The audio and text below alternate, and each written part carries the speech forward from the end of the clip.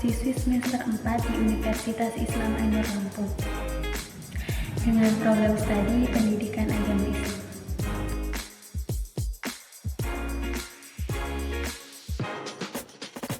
Baiklah, dalam video kali ini insya Allah saya akan membahas tentang sunnah, bid'ah, dan juga hikmah dari berbagai jenis ibadah dalam Islam. Islam sebagai agama yang sangat sempurna telah mengatur seluruh aspek kehidupan manusia, mulai dari aspek ibadah hingga muamalah, semua telah terperinci dalam Al-Quran dan juga telah diberikan tauladan langsung dari Rasulullah SAW dalam bentuk sunnah. Dalam kehidupan, mempelajari mana yang termasuk ajaran Nabi dan mana yang bukan itu sangatlah penting.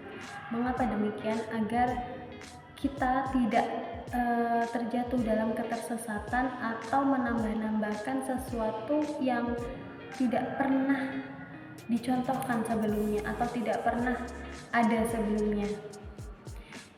Ini dalam hal agama. Kemudian sekarang ini banyak sekali dari kalangan kita yang masih belum bisa memahami dengan benar terkait bid'ah dan juga sunnah. Bahkan ada juga yang berpendapat bahwa sunnah itu tidak penting karena tidak wajib katanya. Padahal dengan kita mengamalkan sunnah itu adalah bentuk kecintaan kita kepada Rasulullah SAW dan bisa menjadi sarana kita untuk mendapatkan syafaat dari beliau. Sementara itu tidak sedikit juga dari kalangan kita yang sangat mudah sekali dalam melabeli segala sesuatu itu bid'ah tanpa memahami atau mengetahui kaidah syariat atau ijtihad ulama. Bahkan dalam praktik ibadah sehari-hari pun kita masih banyak menemukan perbedaan-perbedaan pendapat yang mana dengan adanya perbedaan itu menyebabkan perpecahan antara umat beragama, umat Islam. Oleh karena itu sangat penting untuk kita mengetahui dua konsep ini, bid'ah dan juga sunnah, untuk meningkatkan kualitas ibadah kita. Dan nanti saya insya Allah akan membahas tentang sunnah dan bid'ah secara singkat, dan juga saya akan membahas tentang hikmah dari berbagai jenis ibadah dalam Islam, yang mana selama ini kita sebagai umat Islam kebanyakan itu melaksanakan ibadah hanya untuk formalitas saja. Dan semoga setelah mendengar pembahasan ini, semoga semuanya melakukan ibadah itu ikhlas dan bisa lebih semangat lagi dalam melaksanakan segala bentuk ibadah. Baiklah, langsung saja pembahasan pertama yaitu sunnah. Sunnah secara bahasa itu berarti jalan atau cara atau kebiasaan yang mana hal tersebut itu mengacu pada segala hal yang berasal dari Nabi Muhammad SAW, baik berupa perkataan beliau, perbuatan beliau, ataupun sifat-sifat beliau. Sedangkan secara istilah sunnah itu bermakna berbeda-beda karena dilihat dari bidang kajiannya masing-masing. Misalnya dalam bidang ilmu hadis memaknai sunnah itu merupakan segala hal yang asalnya itu dari Rasulullah SAW, baik dari perkataan beliau, kemudian perbuatan beliau ataupun sifat beliau. Itu yang dinamakan sunnah di bidang ilmu hadis. Dan yang kedua itu dalam bidang ilmu fikih. Ilmu fikih memaknai sunnah itu adalah segala sesuatu hal yang apabila dikerjakan itu mendapat pahala dan apabila ditinggalkan itu tidak berdosa. Dan jika dilihat dalam ilmu usul fiqh, itu sunnah itu merupakan sumber hukum kedua setelah Al-Quran, yang mana sunnah ini digunakan untuk menetapkan hukum-hukum syariat. Jadi sunnah memiliki kedudukan yang sangat penting dalam Islam. Ia menjadi penjelas dan pelengkap Al-Quran, karena banyak sekali ayat Al-Quran yang bersifat umum, yang perlu dijelaskan lagi secara rinci oleh sunnah Nabi. Begitu. Yang selanjutnya adalah bid'ah. Bid'ah itu secara bahasa berasal dari bada'ah. Bada'ah itu artinya mengada-adakan sesuatu tanpa ada contoh sebelumnya. Itu menurut bahasa. Sedangkan menurut istilah, bid'ah itu setiap perkara baru yang dalam urusan agama itu tidak ada dasar hukumnya, baik di dalam Al-Quran atau di dalam sunnah atau hadis, kemudian di dalam ijma ataupun atsar salafus sholih, itu tidak ada dasar hukumnya, itu dinamakan bid'ah. Dan para ulama juga berpendapat bahwa bid'ah itu ada dua. Yang pertama itu ada bid'ah dalalah atau bid'ah sesat. Bid'ah ini berkaitan dengan urusan ibadah dan tidak pernah ibadah ini tidak pernah dilakukan oleh Rasulullah Shallallahu Alaihi Wasallam ataupun para sahabat beliau, serta bid'ah ini menyelisihi prinsip syariat Islam. Salah satu contohnya adalah melakukan ritual-ritual yang tidak ada dalilnya. Dan kemudian contoh lainnya adalah menambah rakaat pada sholat fardu. Itu merupakan bid'ah dalalah atau bid'ah sesat. Dan yang selanjutnya, sebagian ulama itu ada yang berpendapat bahwa ada yang namanya bid'ah hasanah atau bid'ah baik.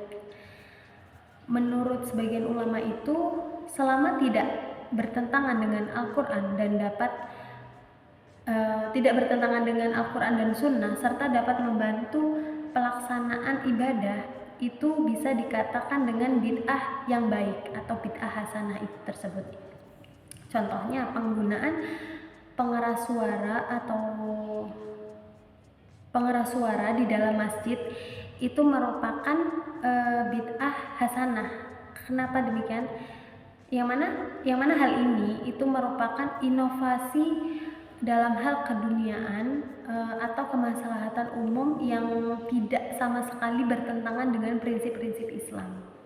Itu yang dinamakan dengan bid'ah hasanah atau bid'ah yang baik. Namun sebagian ulama seperti Imam Maliki dan juga Syekh Albani, mereka berpendapat bahwa semua bid'ah dalam agama adalah sesat jika tidak dimaksudkan sebagai ibadah tersendiri yang tidak bersumber dari syariat. Itu menurut pendapat dari Imam Malik dan juga Syekh Albani. Jadi bid'ah dalam ajaran Islam memiliki hukum yang penting untuk dipahami, karena bid'ah ini berkaitan dengan kesesuaian suatu amalan dengan ajaran syariat Islam. Jika tidak sesuai, maka itu yang dinamakan dengan bid'ah. Secara umum, hukum bid'ah merujuk pada prinsip bahwa setiap ibadah yang tidak memiliki dasar hukum baik di dalam Al-Quran, Sunnah, Ijma, Qiyas itu dianggap ditolak. Seperti itu. Kemudian saya akan membahas tentang hikmah dari berbagai jenis ibadah dalam Islam. Setiap ibadah yang diperintahkan oleh Allah Subhanahu wa Ta'ala itu pasti mengandung hikmah, manfaat ataupun tujuan tertentu, baik untuk individu maupun untuk masyarakat itu sendiri. Yang pertama yang sering kita lakukan adalah sholat. Sholat merupakan tiang agama, yang mana sholat itu merupakan kewajiban bagi setiap muslim. Dan hikmah untuk orang yang mengerjakannya itu yang pertama itu dapat mendekatkan diri kita kepada Allah Subhanahu wa taala. Kemudian dapat menumbuhkan rasa tenang dan juga damai bagi yang melaksanakan. Kemudian dengan kita sholat, kita dapat menumbuhkan kedisiplinan waktu. Dan juga dengan sholat kita juga dapat membersihkan diri kita dari dosa-dosa. Itu untuk hikmah sholat. Yang selanjutnya adalah hikmah puasa. Hikmah puasa, baik puasa Ramadan maupun puasa sunnah, itu memiliki banyak hikmah. Di antaranya yang pertama itu dapat membantu kita untuk melawan atau mengendalikan hawa nafsu yang ada dalam diri kita. Dan yang kedua itu dapat meningkatkan empati kita terhadap orang yang kurang mampu. Itu salah satu hikmah dari berpuasa. Yang selanjutnya ada hikmah dari berpuasa itu membersihkan jiwa dan juga raga kita. Dan hikmah selanjutnya dilihat dari segi kesehatan. Dengan kita berpuasa, kita itu dapat mendetoksifikasi racun-racun yang ada dalam tubuh kita. Itu merupakan hikmah untuk kita yang berpuasa. Yang selanjutnya adalah mengeluarkan zakat. Dengan kita mengeluarkan zakat, kita dapat membersihkan harta kita dari hak orang lain, karena sebagian dari harta kita merupakan hak orang lain. Dan yang selanjutnya kita juga dapat mengikis sifat kikir dan cinta dunia yang ada dalam diri kita.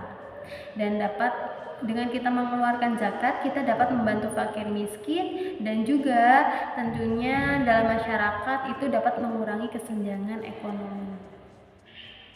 Yang selanjutnya adalah hikmah melaksanakan ibadah haji.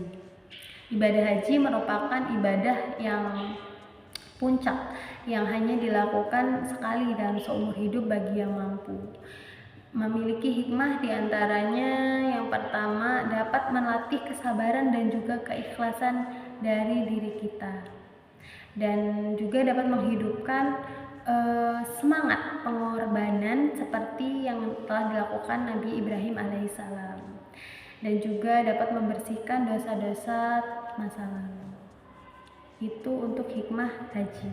Selanjutnya ada membaca Al-Quran. Membaca Al-Quran selain dinilai ibadah, membaca Al-Quran juga dapat menjadikan hati kita menjadi tentram dan tenang. Itu merupakan hikmah yang dimiliki saat kita membaca Al-Quran, yang kita dapatkan saat membaca Al-Quran. Yang selanjutnya ada zikir dan juga doa. Zikir dan juga doa merupakan ibadah yang memperkuat hubungan spiritual kita dengan Allah Subhanahu wa taala, yang dapat menenangkan jiwa dan meningkatkan rasa syukur atas nikmat-nikmat yang telah Allah berikan kepada kita, dan juga menumbuhkan optimisme dan juga ketakwaan yang ada pada diri kita. Jadi setiap ibadah dalam Islam itu mengandung hikmah yang mendalam, baik dari sisi spiritual, sosial, moral maupun kesehatan. Selain itu, terdapat rahasia-rahasia ibadah yang tak kasat mata, namun sangat berpengaruh dalam kehidupan kita dalam membentuk pribadi muslim yang bertakwa dan tenang. Maka dengan kita memahami hikmah dan juga rahasia ini, semoga kita bisa memperkuat semangat ibadah dan menjadikannya sebagai kebutuhan jiwa, bukan sekedar kewajiban. Baik, mungkin itu saja yang bisa saya sampaikan. Kurang lebihnya saya mohon maaf. Kepada Allah saya mohon ampun. Saya akhiri. Wassalamualaikum warahmatullahi wabarakatuh.